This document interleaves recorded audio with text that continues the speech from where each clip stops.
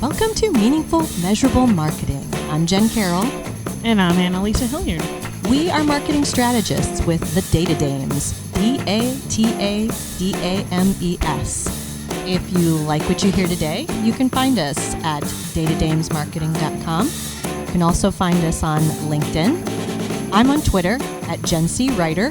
And I'm on Twitter at AHilliardM. So we've arrived at our final episode in the Yes Buts series, Yes Buts in Digital Marketing. And today we're going to be talking about data analytics. But before we get into that, let's talk about what are we drinking, Annalisa? I want to say that this is going to be the best of the Yes But series because obviously you saved the best for last. Yes. And we are the Data Dames. Correct. All right. Nice. So what are we drinking? We should be on our second cup of coffee, but when I went upstairs to pour coffee into my mug for my second cup, there was hardly any left. So the French press was... Who did such a thing? I don't know. I wonder. I didn't try to rob you. Yeah. So anyway, I'm on my cup and 1/4 of coffee. And so we're not really drinking anything, interesting. It's our typical coffee. But it's good coffee. It's great coffee. Actually, well, yeah. Because I made it, but don't be putting down our coffee. This is better than any coffee that you can get most places. Right. Oh, yeah. I'm just saying we're not featuring some new coffee shop or anything. No, but we could talk about a distillery that we recently visited that is worthy of awareness, and that would be Western Reserve Distillers in Cleveland. The handcrafted, artisanal distillers. Organic. And all that being said, it also tastes fantastic. Yeah, they're in Lakewood, and we had a flight of gin, right? A couple of their gins. Couple gins. We have a couple bourbons, and we tried the rum also, the silver rum. Wow, let me just say, that was I believe, though, they're impressive. Not bourbons. I believe they're whiskey, because it's not Kentucky, right? It doesn't have to be Kentucky for a bourbon to be made. I don't know. For it to be Kentucky bourbon, that's correct. Well, yeah, okay. Thank you, Captain Obvious. Right? But I think anyway, that's... Oh, dear. This is not what we're here for, right? No. You guys don't want to hear about this, but... anyway, yes, they have great drinks. The flight, each of the different liquors that we tasted on their own were really, really good. And then I had a mixed drink that was also very good. So yeah, if you're in Lakewood, Ohio, ever, or nearby, definitely worth stopping at Western Reserve Distillers. Nice. So our small business shout out today is going to be colleague Kathy Culp-Posner of Transition Consulting and Coaching. I almost forgot what her business name was because I always think of her as Kathy Posner. I mean, what else? Kathy is an exceptional career coach, and she also does some leadership and organizational training. She's phenomenal with resumes, with working on your LinkedIn profile, and even more importantly, I think helping you for a career change. Yeah. Well, you're right, in careers in transition, and even, obviously that's a big topic right now. Any transition into a career. Right. But she does work with college students, but I was also thinking specifically, you may not be in the middle of a career transition, but you might be imagining what one would look like. And she's a great... wishing you had a different job. Yeah. And so she's a great person to consult with if that's where you're at as well. So in all of those circumstances... And an all-around great person. Yes, definitely. So kudos, Kathy Culp-Posner. Her website is transitionconsultingandcoaching.com. That's a long one. Yeah. Take it slow. Don't let your fingers get crisscrossed. That would be. Just look up Kathy Culp Posner. You'll find that works too. Well, we mentioned at the start of the show, this is our fourth and final. That was my own. That was my own sound effect. I don't know. I don't think we have a crying one. So anyway, we should. True, but this is your favorite. But it's over. But this is the last one. Yeah, but we're moving on to other really cool and exciting things. True. So this won't be the last time we talk about data. No, I don't think we're ever going to stop talking about data.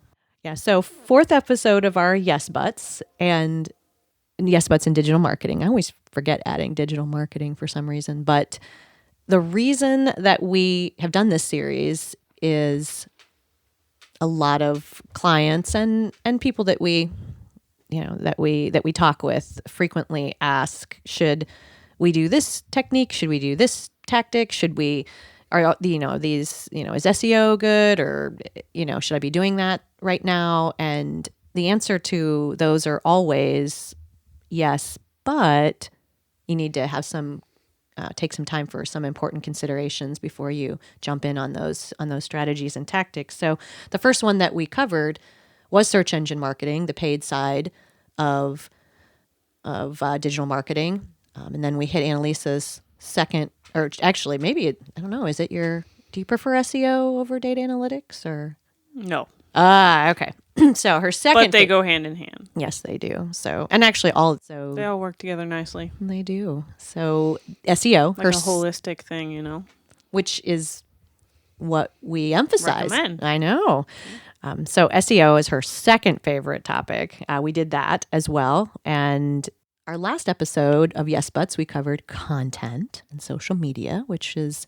I think I took a nap during that one. Actually, I think you talked an awful lot during that one. Oh, that's right. I had to play the interviewer. Right. That's right. That's usually my job. But yeah, so we hit content and social media. And so today, data analytics. So... Because I had to, guys. I'm sorry. I'm really sorry. I just can't resist. It's all good. It's all good. Well, let's talk about one of the most important pieces about data, and one that ties my tongue every time. Statistically significant data. Mm-hmm. What's that all about? Right. So we often work with small businesses, but when you're talking like super small businesses, like solopreneur size, or even really us, if you take our business, for example, our website obviously doesn't get thousands of hits a month. I know. What? I know. I've been looking at the data. It's very sad. But because I like numbers and there's not a lot of them in there. But I mean, so is it really, I was going to say, is it sad, or are we simply talking about the facts? Like, right. Yeah. Yeah. So obviously it's always good to know what's going on your site, and any kind of data analytics is better than none when you're looking to see what's happening. And so Google Analytics is a great tool because it's free to have set up on your site, and then you're able to, see how much traffic you're getting and where that traffic is coming from and what devices people are using. And that can give you a lot of insights just in and of itself. But when you're talking about doing testing to know whether or not something that you implemented is, if you're going in the right or wrong direction, it's really hard for smaller sites that don't get a lot of traffic to do that testing and to base any kind of strategy going forward upon that data. Mm-hmm. So that's the yes. The yes. You should have. In other words, you're saying you should have data. Right. You should be, you should have it set up on your site no matter what the size of your business. But as for how much it influences your business decisions, you're saying it might not be statistically significant enough on Correct. on sites. What would you say, I guess where does it rise to the level of statistically significant? That's a great question, and I don't think that there is a hard and fast answer to that. I think it just depends, and I mean, I'm sure like scientifically there's an answer for that. But I don't have like a hard and fast answer. Do you need to rise to the level of like hundreds of visits in a month? Is it like you need more? Probably. I guess okay. All right.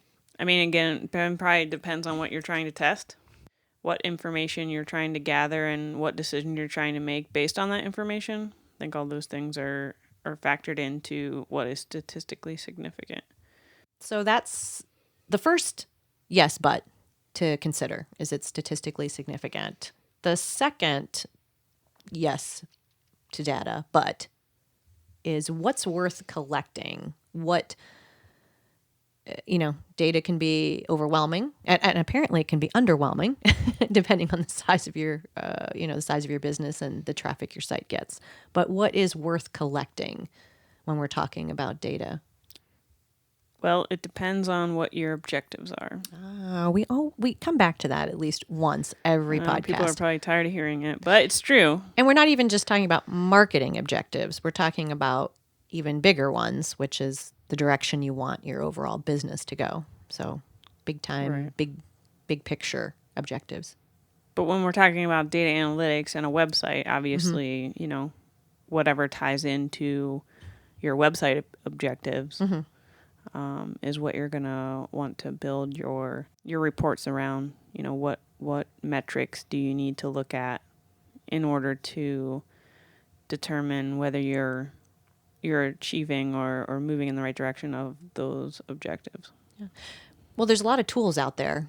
There's a lot of, are there more paid tools than there are free ones? There are a lot. I mean, yes, analytics, I would say over the last 10 years has really grown, especially when it comes to like talking about marketing and websites. Obviously, Google has their free tool, Google Analytics. Who just came out? Was it Microsoft? Microsoft. Yep, just came out with their Clarity, yeah. Which I know you've been playing around with a little bit. And there's probably some other free ones. Google is obviously the most well-known and most used.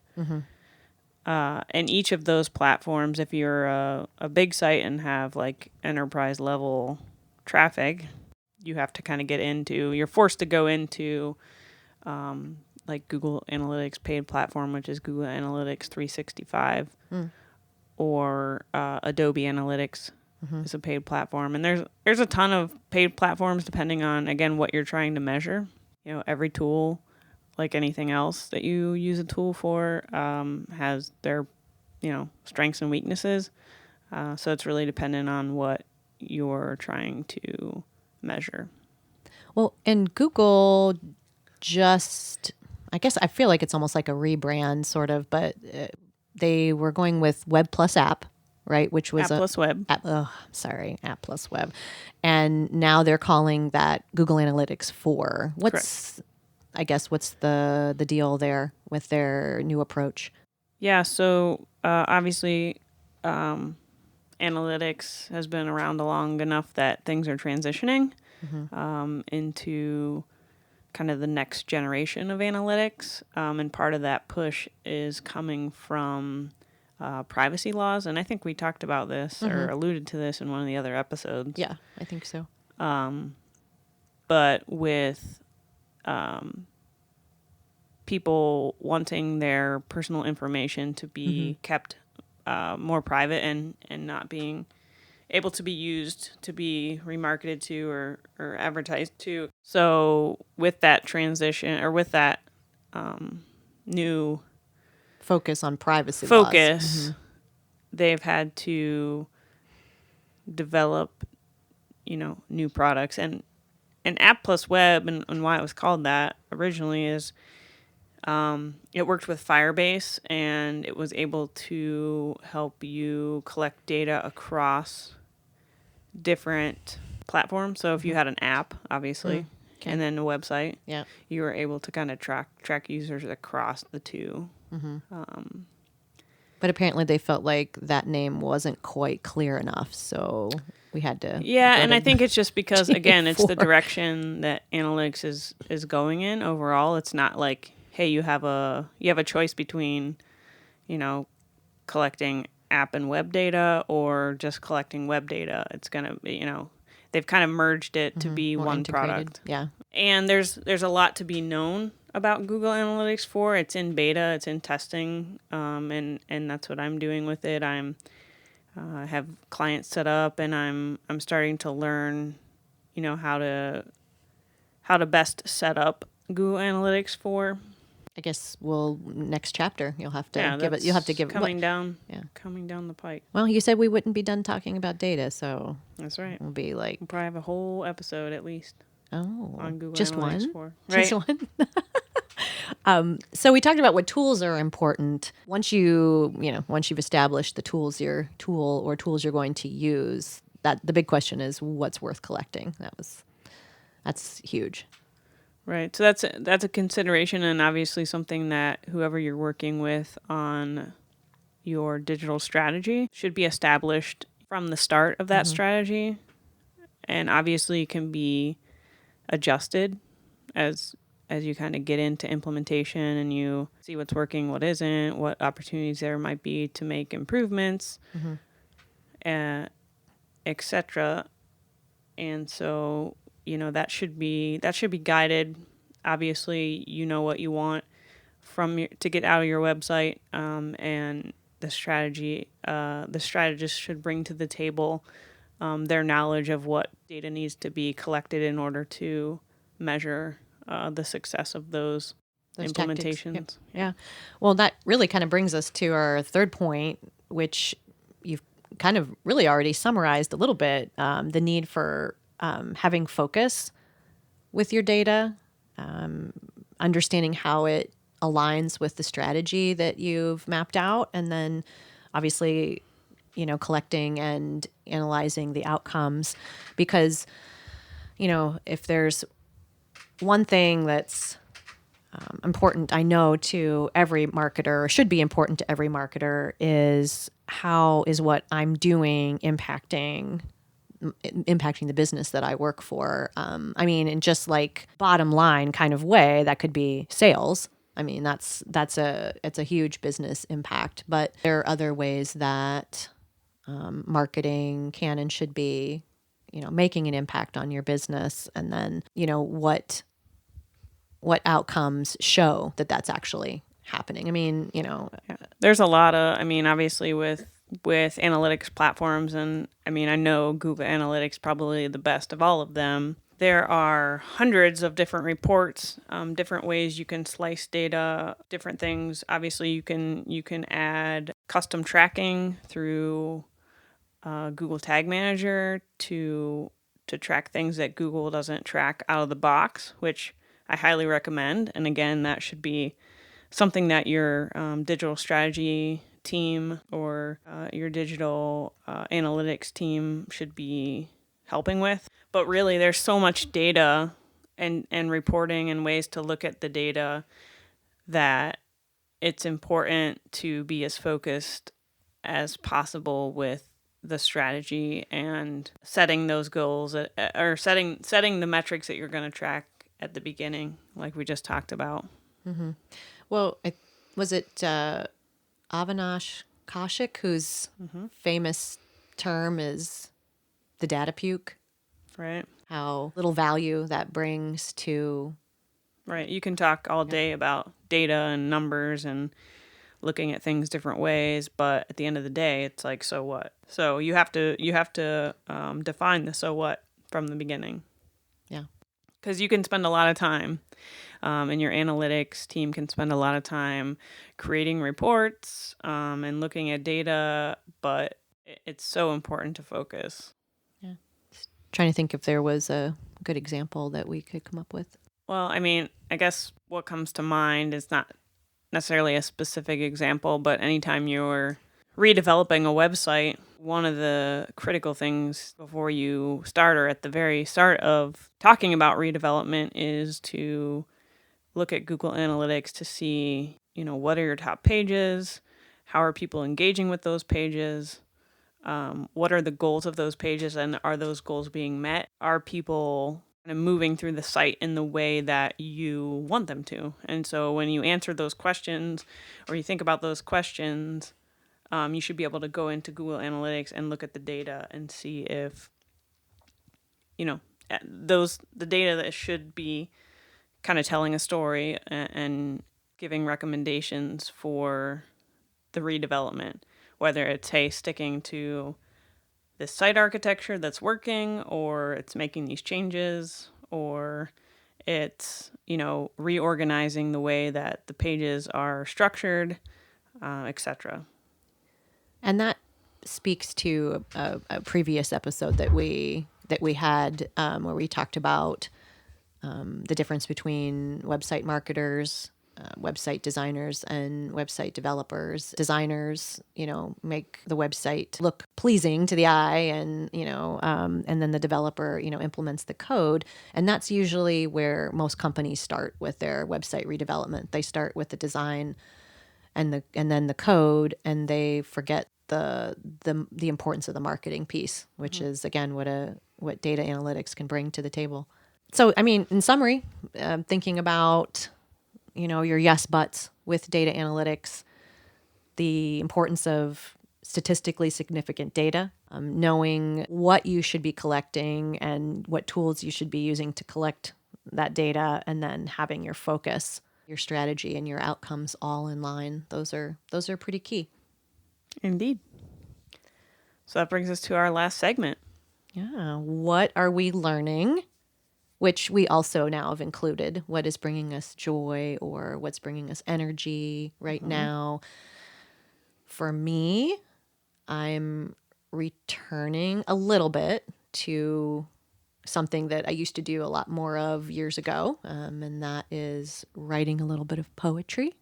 Uh-oh, watch out, Shakespeare. I don't think Shakespeare has anything to worry about, but something so completely different than what I do on a daily basis is incredibly refreshing. I know that's kind of a theme that we've had with this segment, needing that time away, whether it's in nature or just giving your brain a break.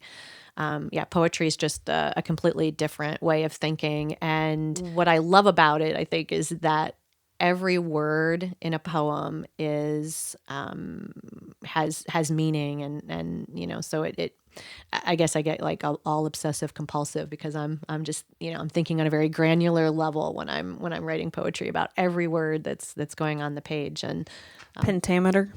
Oh, iambic pentameter. Iambic, right? That's just one. There's many meters. We won't even go there. Okay. We won't even go to all those meters, but are there multiple pentameters or just iambic? There are different types of. Oh Lord, you're killing me here. That's for a whole nother. She's like podcast, and not in the data games. No, she's taking me back like 25 years to all my English classes. Okay. But yeah, so well, great. Yeah, so what are you doing? What are you reading? I am reading books about making better cocktails. Oh, wait, because I know. I know that is learning, and then also the outcome will be joy. So I'm trying to hit two birds with one stone. And you are doing a marvelous job. Yeah. So I just ordered some new bar gear. Oh. We're even going to the gear. Yeah. To make like those little citrus peel twists, curly things. Woo! But it's interesting because it's actually similar to Samin Nosrat's book, Salt, Fat, Acid, Heat, and talking about which we've highlighted before. Yes, the basics, the components, the foundations of making good drinks. And there's different things that make up that foundation. Yeah, and then once you know... One of the things being quality ingredients. I was going to say, once you know, then you can feel free to experiment, right? That's right. Then you can kind of adjust based on your preference. So Obviously, I like strong drinks. Same. Also, maybe Might be just 2020, but a little sour or sweet. And yeah. those things you can kind of tweak or adjust as you like. And I think, a great part of that whole process is there's even a little bit of money savings in it. Well, maybe. Maybe, I guess, with the gear, but savings in it that you're making at home versus Yes. getting it out. And so much better, most of the time. So I don't know where all the great bartenders have gone, but yeah. Where have all the cowboys gone? I don't want to know about that. Isn't that a song? Probably. From the 90s? Come on, Maybe. you should know that. I don't. Where have all the cowboys Oh, gone? wow. We've got a little. Now you know, right? A You little- know that song. I don't think I do. Maybe. What? I was. Oh my gosh. Okay.